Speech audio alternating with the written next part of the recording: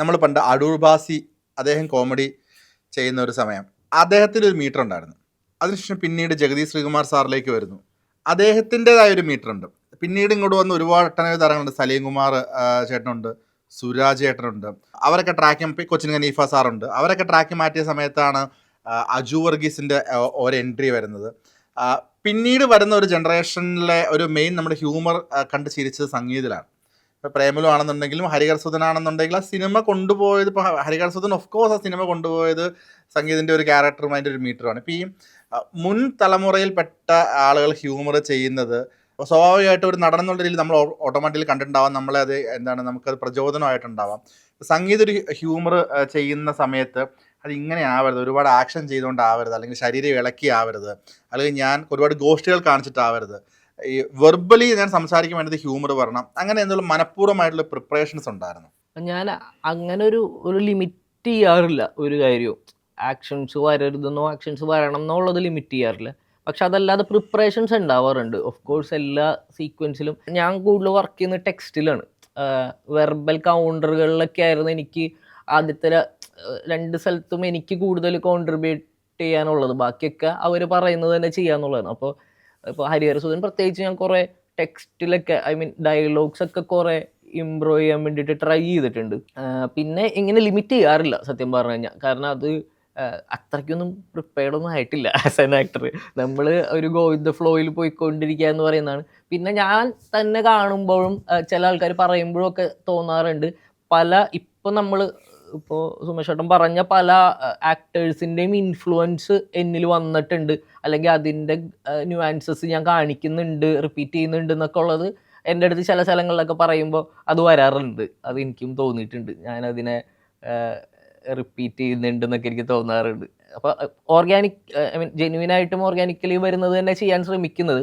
പക്ഷെ കുഞ്ഞുനാൾ തുടങ്ങിയുള്ള അതാണ് നമ്മളുടെ കോമഡി എന്ന് പറഞ്ഞ് നമ്മൾ ഫീഡായി കിടക്കുന്നത്. അപ്പൊ അതിങ്ങനെ വരുന്നുണ്ട്. ആഷിഖ് ഉസ്മാൻ പ്രൊഡക്ഷനിൽ പ്രൊഡക്ഷൻ നമ്പർ 20 വരുന്നു. സംഗീതം മമിതയാണ് ഒരുമിച്ച് വരുന്നത്. പിന്നെ ഒരു സിനിമ കൂടി മെഡിക്കൽ മിറാക്കിള് വലിയ ചെവിയൊക്കെ ആയിട്ട് നിൽക്കുന്ന ഒരു സിനിമ അനൗൺസ് ചെയ്യുന്നു. അപ്പം ഒരു നെഗറ്റീവ് ഷെയ്ഡ് വരുന്നു, പിന്നീട് സപ്പോർട്ടിങ് ക്യാരക്ടർ വരുന്നു, കോമഡി ആയിരുന്നു, ഇപ്പം നായകനിലേക്കുള്ളൊരു സ്റ്റെപ്പ് ബൈ സ്റ്റെപ്പാണ് കരിയറിൻ്റെ മാറ്റം സംഭവിക്കുന്നത്. ഈ കൃത്യമായ പ്ലാനിങ് ആണോ, അതെയോ ഈ പറഞ്ഞ പോലെ ഗോത്ത് ഫ്ലോ എന്ന് പറഞ്ഞ പോലെ ആ ഒരു മൂഡിൽ പോയിക്കൊണ്ടിരിക്കുന്നു? സോർട്ട് ചെയ്യുന്നത് മാത്രമാണ് എൻ്റെ ജോലി. പ്ലാനിങ് ഇങ്ങനെ വരണം എന്നുള്ള ആഗ്രഹങ്ങളുണ്ടായി, പക്ഷെ അതിനനുസരിച്ച് കറക്റ്റ് നമ്മൾക്ക് പ്രൊജക്റ്റ് വന്നുകൊണ്ട് മാത്രമാണ് ചൂസ് ചെയ്യാൻ പറ്റിയത്. വളരെ ജെനുവിൻലി പറഞ്ഞു കഴിഞ്ഞാൽ ഞാൻ നായകനാവുക എന്ന് പറയുന്നത് പോലും അതിപ്പോൾ വേണ്ട എന്ന് വിചാരിച്ചിരുന്നു. പക്ഷെ ഈ 2 സിനിമകളും ആസ് സബ്ജക്റ്റ് വൈസും കണ്ടന്റ് വൈസും ക്രൂ വൈസും ഒക്കെ ഭയങ്കര ക്വാളിറ്റി ഉള്ളതായതുകൊണ്ടാണ് നായകനായത്. അതല്ലാതെ ഞാൻ നായകനാവാൻ വേണ്ടി വന്നതല്ല. ആക്ച്വലി ഞാൻ നല്ല സിനിമകളുടെ ഭാഗമാവുക, ചെറിയ റോളാണെങ്കിലും ഒരു മാർക്ക് ഉണ്ടാവണം എന്നുള്ള ആഗ്രഹം ഭയങ്കരമായിട്ടുണ്ടായിരുന്നു. അപ്പോൾ അതിൻ്റെ ഭാഗമായിട്ട് സിനിമകൾ ചൂസ് ചെയ്ത് പോരുന്നതിൻ്റെ ഇടയിലാണ് ഇത്തരം നല്ല സിനിമകൾ വന്നത്. ഇപ്പോഴും ഇനിയിപ്പോൾ ഭയങ്കര ഹോപ്പ്ഫുള്ളി കാണുന്ന സിനിമയാണ് ഹൃദയപൂർവ്വത്തിൻ്റെ ഒപ്പം തന്നെ കാണുന്ന സിനിമയാണ് ബേബി ഗേളിലും ഇതുപോലെ ഇതിനു മുമ്പ് കാണാത്ത ഒരു പരിപാടി ഉണ്ടാവും എന്ന് വിചാരിക്കുന്നു. ഷൂട്ട് നടന്നുകൊണ്ടിരിക്കുകയാണല്ലോ. കഴിഞ്ഞു ഷൂട്ട് കഴിഞ്ഞു, ഡബ് നടക്കാണ് ഇപ്പോൾ. ഷൂട്ട് മൊത്തം കഴിഞ്ഞു. അതിലും ഹ്യൂമർ മൂഡാണോ അതെയോ? അല്ല, അതിലൊരു ഫ്രെയിമിൽ പോലും ഹ്യൂമർ ഇല്ല. അതൊരു അങ്ങനത്തെ ഒരു സഞ്ജയ് ചേട്ടനാണ് സ്ക്രിപ്റ്റ്, സഞ്ജയ് ബോബി. പിന്നെ അരുൺ വർമ്മ നമ്മുടെ ഗരുഡന്റെ ഡയറക്ടറാണ്, ലിസ്റ്റിൻ ചേട്ടൻ. ഞാൻ ഭയങ്കര പ്രതീക്ഷയോടെ കാണുന്ന ഒരു സിനിമയാണ്. അതുപോലെ തന്നെ വരട്ടെ. സംഗീത ഡയറക്ഷൻ ചെയ്യാൻ വേണ്ടി ഒരു പടം ഇങ്ങനെ പ്ലാൻ ചെയ്ത സമയത്താണ് പ്രേമലു ഹിറ്റ് അടിക്കുന്നത്. പിന്നീട് അന്ന തൽക്കാലം ഡയറക്ഷൻ എനിക്ക് കുറച്ച് അഭിനയത്തിലേക്ക് നോക്കാം, അങ്ങനെ ഒരു ഡിസിഷൻ വന്നില്ലേ? സത്യം പറഞ്ഞു കഴിഞ്ഞാല് പ്രേമലു ഇറങ്ങുന്നതിന്റെ ഒരു 4 ദിവസം മുമ്പ് ഞങ്ങളൊരു പ്രൊഡ്യൂസറിനെ പോയി കണ്ടിരുന്നു. അതും ഇപ്പൊ എണ്ണം പറയാനാണെങ്കിൽ അവിടെയും ഉണ്ട് കേട്ടോ. ഞങ്ങളൊരു 10-36 പ്രൊഡ്യൂസറിന്റെ അടുത്ത് കഥ പറഞ്ഞിട്ടുണ്ട്, ഞാൻ ഡിനോയ് ചേട്ടൻ. അന്ന് ഡിനോയ് ചേട്ടൻ റൈറ്റർ, ഞാൻ ഡയറക്ടറും ആയിരുന്നു. അപ്പൊ അന്നൊരു വേറൊരു സബ്ജക്റ്റ് ആയിരുന്നു. അപ്പൊ അത് ഇതുപോലെ ഇങ്ങനെ റെഡിയാവും. സത്യം പറഞ്ഞ 2 സ്ഥലത്ത് അഡ്വാൻസ് വരെ കിട്ടിയതാ, പക്ഷേ തിരിച്ചു കൊടുത്തിട്ടില്ല. അത് ഞാൻ കൊടുക്കില്ല. അതുകൊണ്ടല്ല, പല കാരണങ്ങൾ കൊണ്ടിട്ടും നമ്മൾക്ക് എല്ലാവരുടെയും അന്ന് ആർക്കും മാർക്കറ്റ് ഇല്ല എന്ന് പറയുന്ന പോലത്തെ അവസ്ഥയാണ്. ഇപ്പൊ പല പ്രശ്നങ്ങൾ കൊണ്ടിട്ട് പടം പിന്നെ മാറി മാറി പോവും, അങ്ങനെ പോയിക്കൊണ്ടിരിക്കുകയായിരുന്നു. ഞാൻ ഇടയ്ക്ക് വിളിച്ചപ്പോൾ എൻ്റെ അടുത്ത് പറഞ്ഞ് ഓർക്കുന്നുണ്ട്, അത് ഞാൻ ശരിക്കും പറഞ്ഞത് അത്ഭുതപ്പെട്ടു പോയി. ഞാനൊരു ആക്ടിങ് കോഴ്സ് ചെയ്യാൻ പോവാണെന്ന്. സ്വാഭാവികമായിട്ടും എനിക്ക് തോന്നുന്നു പ്രേമലു കഴിഞ്ഞ് നിൽക്കുന്ന സമയം, ഒരു ഹിറ്റ് വരുന്ന ഒരു സമയത്ത് ഒരു ആക്ടർ പോയി വീണ്ടും ഒരു ആക്ടിങ് കോഴ്സിൽ ഏർപ്പെടുക എന്നത് വളരെ റെയറായിട്ട്. എന്തായിരുന്നു അങ്ങനെ ഒരു ഡിസിഷൻ? അഭിനയം പഠിക്കണം എന്നുള്ളൊരു ഡിസിഷൻ ഞാൻ ആക്ച്വലി സ്വയം പുതുക്കലായിരുന്നോ? എങ്ങനെയാണത്? അത് നടക്കുന്നുണ്ട് ആക്ച്വലി. ലിറ്റിൽ മിസ് റാവുത്തർ എന്ന് പറഞ്ഞൊരു പടത്തിലും ഇതുപോലെ പ്രേമലുവിന് മുമ്പേ ഒരു ആക്ടിങ് ക്യാമ്പ് ഞാൻ ആദ്യമായിട്ട് അറ്റൻഡ് ചെയ്യുന്നത് അവിടെ വെച്ചിട്ടാണ്. സ്റ്റേറ്റ്, എനിക്ക് എഡിറ്റിംഗിൽ സ്റ്റേറ്റ് അവാർഡ് കിട്ടിയ പടം, പക്ഷെ അതിൽ അഭിനയിച്ചിട്ടുണ്ട്. അന്നാണ് ആദ്യമായിട്ടൊരു ആക്ടിങ് ക്യാമ്പിൽ പാർട്ടിസിപ്പേറ്റ് ചെയ്യുന്നത്. അപ്പം റെസ എന്ന് പറഞ്ഞിട്ട് ഇവിടെ തൃപ്പൂണിത്തുറയിൽ ഒരു ടീമുണ്ട്, രാഹുൽ എന്ന് പറഞ്ഞിട്ടൊരു ആളാണ് ഇത് ചെയ്യുന്നതൊക്കെ, ഫാക്കൽറ്റി ചെയ്യുന്നതൊക്കെ. അപ്പോൾ അത് നമ്മൾക്ക് ആസ് ആൻ ആക്ടർ എന്നുള്ള രീതിയിലല്ലാതെ നമ്മളുടെ ഒരു ആസ് എ ഹ്യൂമൻ ബീയിങ്ങും അല്ലെങ്കിൽ നമ്മളുടെ മെൻ്റലി ഉള്ള മെച്യൂരിറ്റിയൊക്കെ അതിൽ നിന്ന് ലിഫ്റ്റ് ആവുന്നതായിട്ട് എനിക്ക് അതിന് മുമ്പേ തോന്നിയിരുന്നു. ഭയങ്കരമായിട്ട് ഹെൽപ്പ് ചെയ്തിരുന്നു. അത് ഞാൻ പ്രേമലുവിന് മുമ്പ് അറ്റൻഡ് ചെയ്തു, ബ്രൊമാൻസിന് മുമ്പ് അറ്റൻഡ് ചെയ്തു, ബേബി ഗേളിന് മുമ്പ് അറ്റൻഡ് ചെയ്തു. ഇത് സമയം വെച്ചിട്ടാണ് ആക്ച്വലി. പക്ഷേ എഗെയിൻ അതിൽ രസം എന്താന്ന് പറഞ്ഞു കഴിഞ്ഞാൽ, ഈ 3 തവണയും നമ്മൾ പ്രാക്ടീസ് ചെയ്തത് സെയിം ആണ്, പക്ഷെ നമ്മൾക്ക് കിട്ടുന്ന അതിൻ്റെ ഔട്ട്പുട്ട്സും റിയലൈസേഷൻസും പ്രാക്ടീസസും എല്ലാം പുതിയതായിരുന്നു. അപ്പം അതുകൊണ്ട് സെയിം തന്നെയാണ് ഞാൻ ചെയ്തുകൊണ്ടിരിക്കുന്നത്, പക്ഷെ ലൈക്ക് ഒരു എക്സസൈസ് എന്നൊക്കെ പറയാൻ പറ്റുന്ന രീതിയിൽ ആക്ടിങ് ട്രെയിനിങ് എടുക്കുന്നുണ്ട്, ഇപ്പോഴും പോകുന്നുണ്ട്. ഓക്കെ. ഓരോ സിനിമയ്ക്ക് മുന്നേയും പോകുന്നുണ്ട്. അങ്ങനെ ഒരു സിനിമയ്ക്ക് മുമ്പ് എന്നുള്ളത് അങ്ങനെ നടക്കൽ ഇപ്പോൾ കുറഞ്ഞു തുടങ്ങി, നമ്പർ ഓഫ് സിനിമകൾ കൂടിയതുകൊണ്ട്. പക്ഷെ എന്നാലും ഇങ്ങനെ ഒരു പർട്ടിക്കുലർ ഗ്യാപ്പ് കിട്ടുമ്പോഴൊക്കെ റസയിൽ പോവാറുണ്ട്.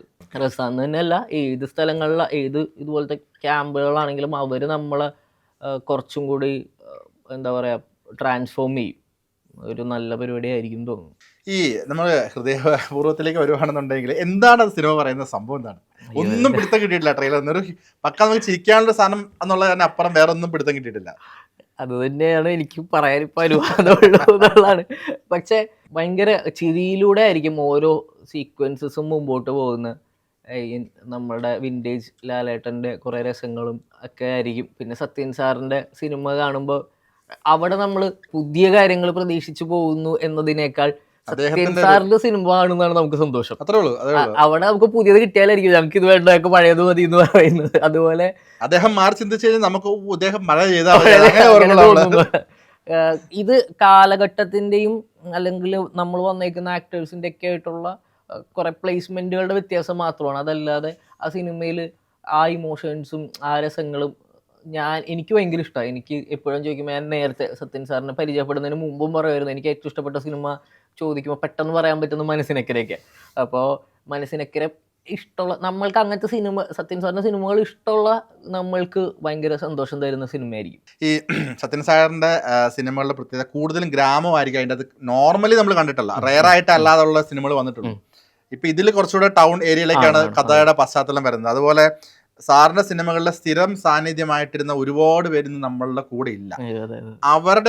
അവരൊക്കെ പോയതിനു ശേഷം സാറ് ചെയ്യുന്ന ഒരു സിനിമ എന്നുള്ള രീതിയിൽ നമ്മൾ ഈ ട്രെയിലർ കാണുമ്പോൾ അവരെ ഒരുപാട് പേര്, ഇപ്പൊ KPS Lalithamma, Innocent sir, Mamukkoya sir, അങ്ങനെ ഒരുപാട് പേര് നമ്മളുടെ ഒപ്പം ഇല്ല. അപ്പൊ ആ ഒരു ഫ്രെയിമിൽ നിന്നൊക്കെ അവരൊന്നും ഇല്ലാതെ ഒരു ഫ്രെയിം ആദ്യമായിട്ടായിരിക്കും ഒരു പക്ഷെ ഒരു മലയാളി സാറിന്റെ സിനിമയിൽ കാണുന്നത്. അപ്പൊ ഈ സിനിമ ശരിക്കും പറഞ്ഞാൽ കഥ പറയാവുന്ന അത്രയും പറഞ്ഞു. പക്ഷെ എനിക്ക് ചോദിക്കുന്നത്, ഈ സിനിമ കണ്ട് നമ്മൾ ഇറങ്ങുമ്പോൾ എന്ത് ഇമോഷൻസിലായിരിക്കും നമ്മൾ ഇറങ്ങുന്ന തിയേറ്ററിൽ നിന്ന്? ഭയങ്കര ഹാപ്പി ആയിരിക്കും.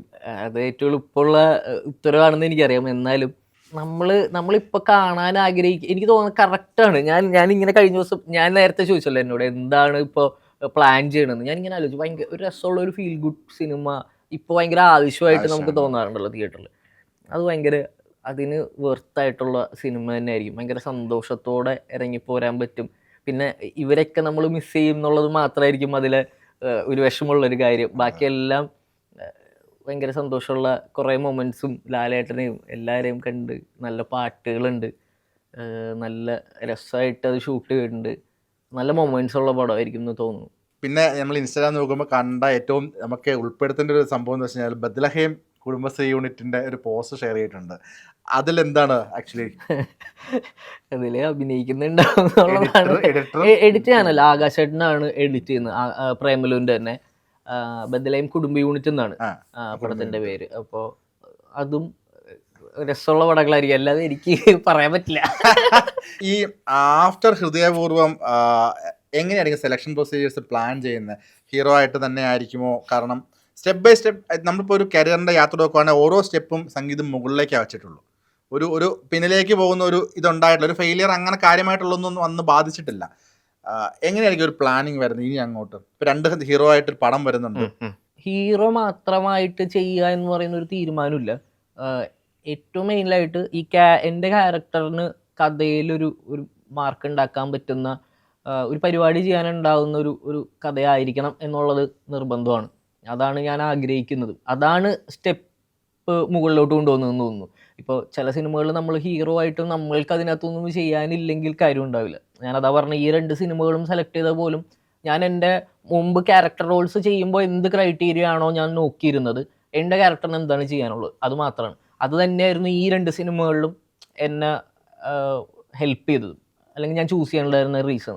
ഇനി അങ്ങോട്ടേക്കും അത് തന്നെയാണ്. ഞാൻ ക്യാരക്ടർ റോൾസും ഇതിൻ്റെ ഒപ്പം തന്നെ ചെയ്യാൻ ആഗ്രഹിക്കുന്നുണ്ട്, അത് ചൂസ് ചെയ്യുന്നുണ്ട്. ഇപ്പോഴും ക്യാരക്ടർ റോൾസ് ചെയ്യുന്നുണ്ട്, ഇതിൻ്റെ ഇടയിലും ഇതിന് ശേഷമൊക്കെ കമ്മിറ്റ്മെൻറ്റ്സ് ഉണ്ട്. അപ്പം നായകൻ ആവുക എന്ന് പറഞ്ഞാൽ ചുമ്മാ വന്ന് നായകനാവുക എന്ന് പറയുന്ന ഒരു മാർക്ക് ഇടുന്നതിനേക്കാൾ നല്ല സിനിമകൾ ചെയ്യുക, നല്ല മാർക്കുകൾ ഉണ്ടാക്കുക, സ്ലോ ആണെങ്കിലും സ്റ്റഡി ആയിട്ടുള്ളൊരു ഗ്രോത്ത് ഉണ്ടാക്കുക എന്നുള്ളതാണ്. പിന്നെ ഭയങ്കരമായിട്ട് ഫെയിലിയർ ആക്സെപ്റ്റ് ചെയ്യാൻ പ്രിപ്പയർഡ് ആയിട്ടാണ് ഇരിക്കുന്നത്. കാരണം നല്ലോണം താഴെ വീണിട്ട് അവിടെ നിന്ന് എണീറ്റ് വന്നത്, അതുകൊണ്ട് വലിയ പേടിയുണ്ട്. എന്നാൽ കൂടി അത് ആക്സെപ്റ്റ് ചെയ്യാനുള്ള പേടിനേക്കാൾ അതൊരു ആളുകളോടുള്ളൊരു കമ്മിറ്റ്മെൻറ്റ്സ് ഒക്കെയാണ്. ഇനിയും ആളുകളുടെ ഇഷ്ടം കളയരുത് എന്നുള്ളൊരു ആഗ്രഹമാണ് കൂടുതലുള്ളത്. അതല്ലാതെ നോക്കിക്കഴിഞ്ഞാൽ പ്രിപ്പയർഡാണ്, ഫെയിലിയറിന് പ്രിപ്പയർഡാണ്. ഈ താഴെ വീണിട്ട് എഴുന്നേറ്റ് എന്ന് പറഞ്ഞ് ഞാൻ ഇതിനു മുമ്പ് പ്രേമലു മുമ്പ് ചെയ്തതെല്ലാം പാളി, ഓൾമോസ്റ്റ് എല്ലാം പാളിപ്പാളി തന്നെ വന്നുകൊണ്ടിരുന്നത്. അതിനു മുമ്പുള്ള എൻ്റെ ലൈഫ് അങ്ങനെ അറിയില്ല എന്നുള്ളത് കൊണ്ടാണ് ഇത് അധികം നോട്ട് ചെയ്യപ്പെടാത്തത്. വരാൻ പോകുന്ന ഫെയിലിയേഴ്സ് ആയിരിക്കും ആളുകൾക്ക് അറിയാം. മുന്നേ എത്ര സിനിമകൾ ചെയ്തു? ഞാൻ എഡിറ്റ് ആയിരുന്നു കൂടുതൽ ചെയ്തിരുന്നത്. അപ്പോൾ എഡിറ്റ് ചെയ്യുമ്പോൾ ഭയങ്കര എഫേർട്ട് ഇട്ട് നമ്മൾ ഭയങ്കര ആഗ്രഹിച്ച് ഇതുപോലെ ഫെയിലിയറിനോട് ഒട്ടും റിസീവിങ് അല്ലാതെ റിസെപ്റ്റീവ് ആവാതെ ആയിരുന്നു ഞാൻ നിന്നിരുന്നത്. എന്നിരുന്നാൽ അത്രയും നമ്മുടെ എഫേർട്ട് കൂടുന്തോറും നമ്മുടെ ആഗ്രഹം കൂടുന്നു, ഫെയിലിയർ ഭയങ്കരമായിട്ട് എഫക്ട് ചെയ്യുന്നു എന്നുള്ളതായിരുന്നു.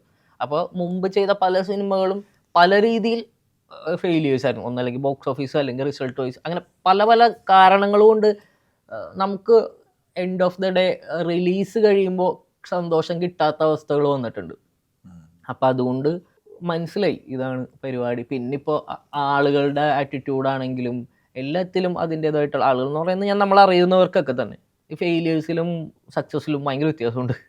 എന്തില്ല എന്നൊക്കെ പറഞ്ഞാലും അതൊക്കെ ഉണ്ട്. അപ്പോൾ ഇതൊക്കെ കണ്ടു വന്നതുകൊണ്ട് ഇനി ഓൾറെഡി പുറകേന്ന് വന്നതുകൊണ്ട് പുറകിലോട്ട് ഇടയ്ക്കൊക്കെ പോകാനും വലിയ കുഴപ്പമൊന്നും ഉണ്ടാവില്ലെന്ന് തോന്നുന്നു. ഹൃദയപൂർവ്വത്തിൽ ലാലേട്ടൻ ആരായിട്ടാണ് ശരിക്കും? അത് ഞാൻ ഹോം നേഴ്സ് ആയിട്ടാണ് ലാലേട്ടൻ്റെ.